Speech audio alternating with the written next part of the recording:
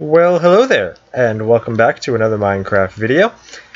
In this episode, I'm going to show you guys how to build a simple map-making sort of hidden secret thing. I guess you could make it part of your main map adventure, but I feel like it's better suited to hidden side east, not really east. You know what? I'm just going to show you what it is before I get too caught up in trying to explain it. So basically, you have this little area here. Now this lamp, as usual for my demos, is just going to be the output. You can hide this behind the wall, you can put this wherever you want, you can make it do whatever you want it to do. This is just a demonstration of output, so you can see when it turns on. So we have this chest here, right? And it's all blocked off for a good reason. So your players coming along, doing their thing in their map, or in your map, I suppose, and they see this, right? Well, what is this? You open it up, there's nothing in it. Try putting stuff in there, nothing happens. But if they have the right item, which in this case is a diamond, and they put it in, the diamond gets moved up here, and it triggers the lamp, or whatever output you want.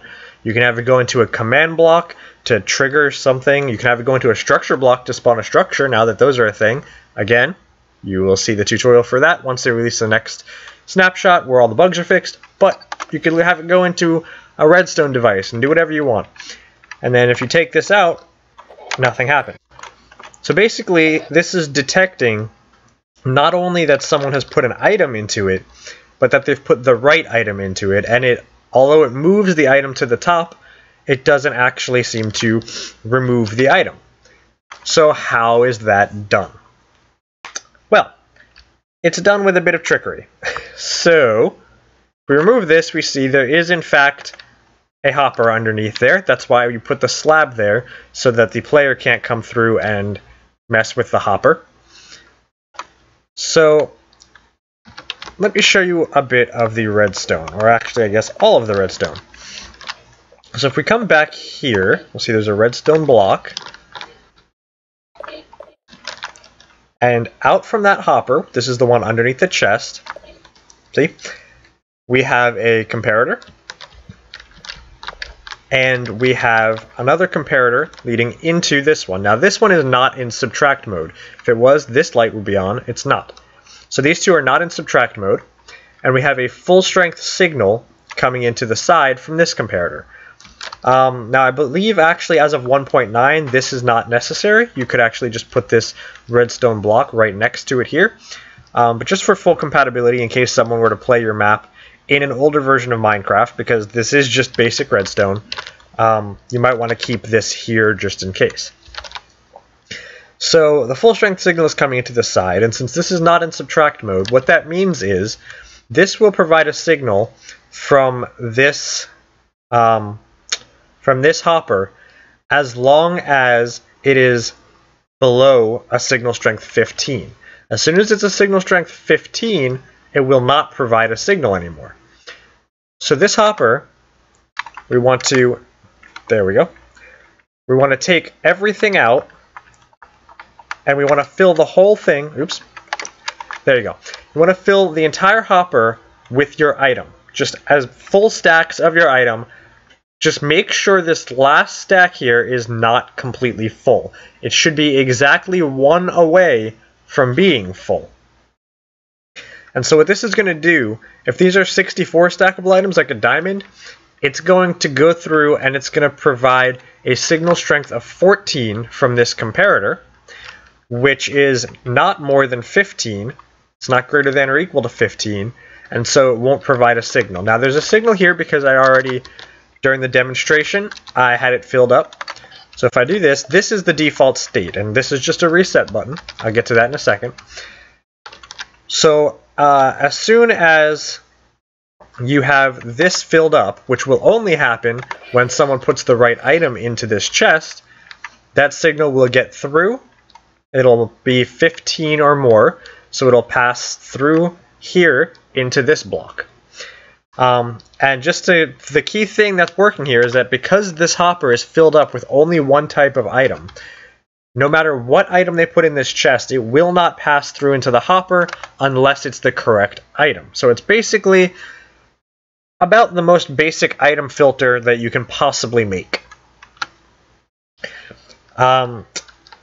And so this hopper, by the way, cannot be facing into any inventory, because if it is, it's just going to push the item into the inventory, and it's actually not going to register here, which is not what you want. Your filter is going to be destroyed, and you're going to have to lock this hopper, and it's going to be a mess. The easiest thing to do is to just fill this up and have this pointed into nowhere. So when they put the right item in, it'll get filtered down into the hopper. It'll provide a signal strength 15, which will overpower this comparator, and it will power this block. Now when that happens, it'll trigger two things. First, when it hits that block, this torch will turn off, which means this line will turn off, and that'll unlock this hopper. Now we have this hopper above the chest, which you can't see on this side because it's actually behind this block here. Actually it's behind this block here. But yeah, it's behind the wall. And this hopper, you manually want to put in one of your item. The same item that you have in the filter, the same item that the player is going to put in the chest, one of those, and only one, should go into this hopper. Now, you don't want to do this with the hopper unlocked, because if you do it with the hopper unlocked, it's just going to push it directly into the chest, and it's not going to do anything for you. So make sure that this torch, this line, are all on and in place when you put it into the hopper. And yeah.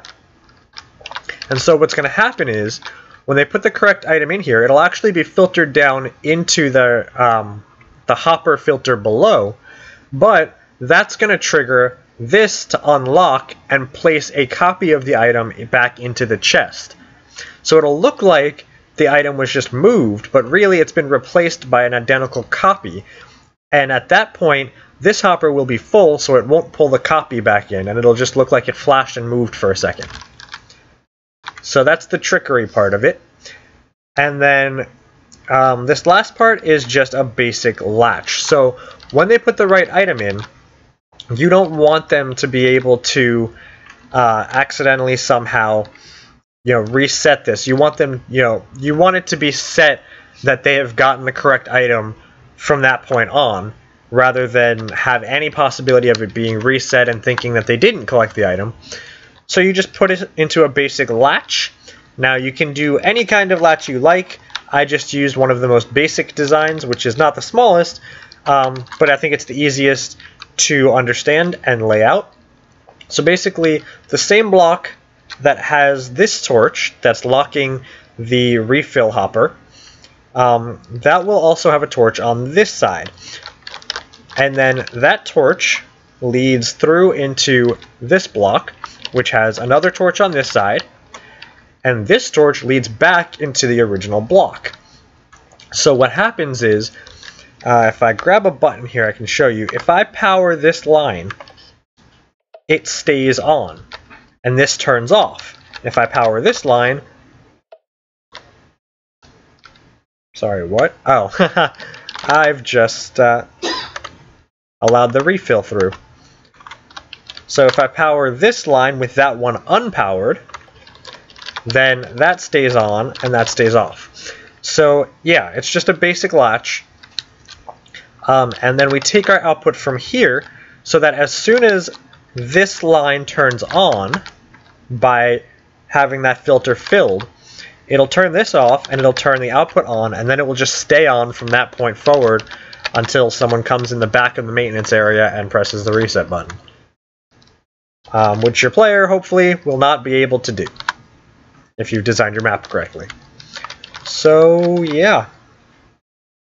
That's pretty much it. So, let's throw one of these in here. Oops, let's drop.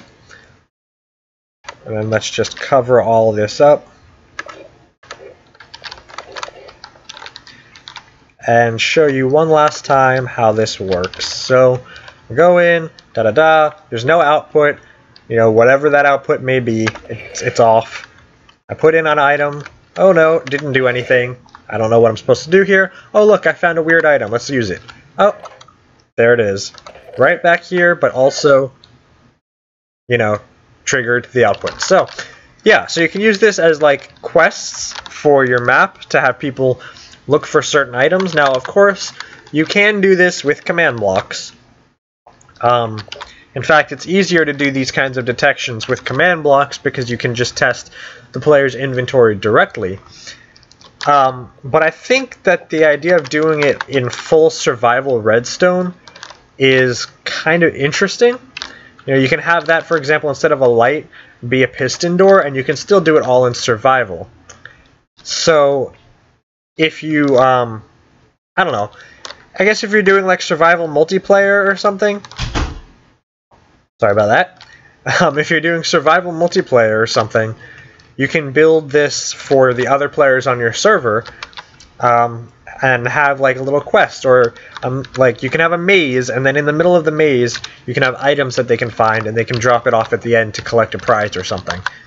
Yeah, and then they can always get it back, which is, you know, it could be interesting. Anyway, so that's pretty much it. Just wanted to mention this because I thought it was an interesting idea, because most of these item drop-off systems suck the item back up and you don't get it back. With this, you get, well, you get a copy of it back, but same thing, you get it back. And you still, even if you take it back, it still registers that you've gotten it. So yeah. Until next time, hold on. Until next time, wait. Until next time, keep collecting your loot. Wow, that sandstone really blends in.